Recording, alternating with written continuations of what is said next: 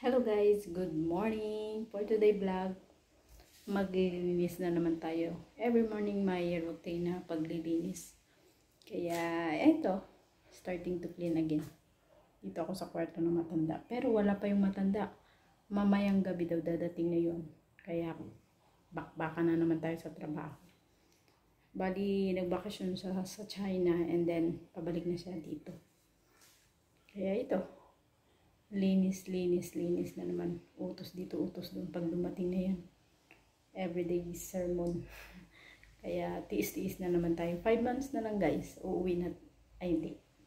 Depende kung uuwi ako or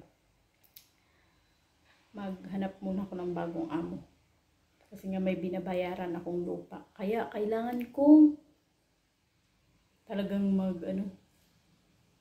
magtiis pa muna kahit na malayo sa mga bata.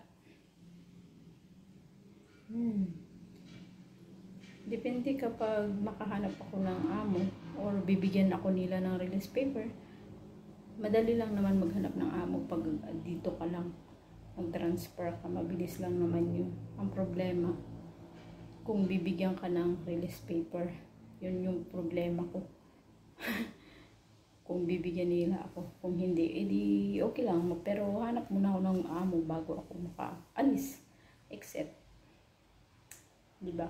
Pero ayoko nang bumalik dun sa dito. Kakatapos ko lang maligo rin. Pero maglilinis na, 9 o'clock na. Padating na yung amo kong babae.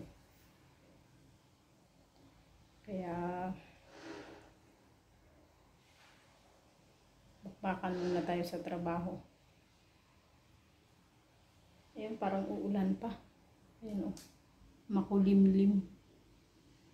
Makulimlim na naman sa labas. Parang uulan.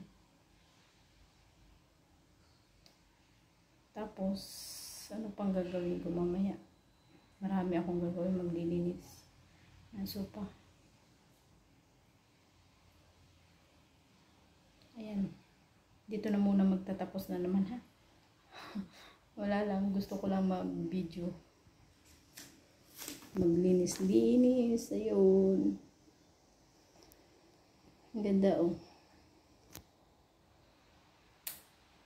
Nag-iisip kasi ako eh. Marami akong iniisip. Kaya bye-bye. God bless everyone. Thank you for watching. Bye-bye. See you.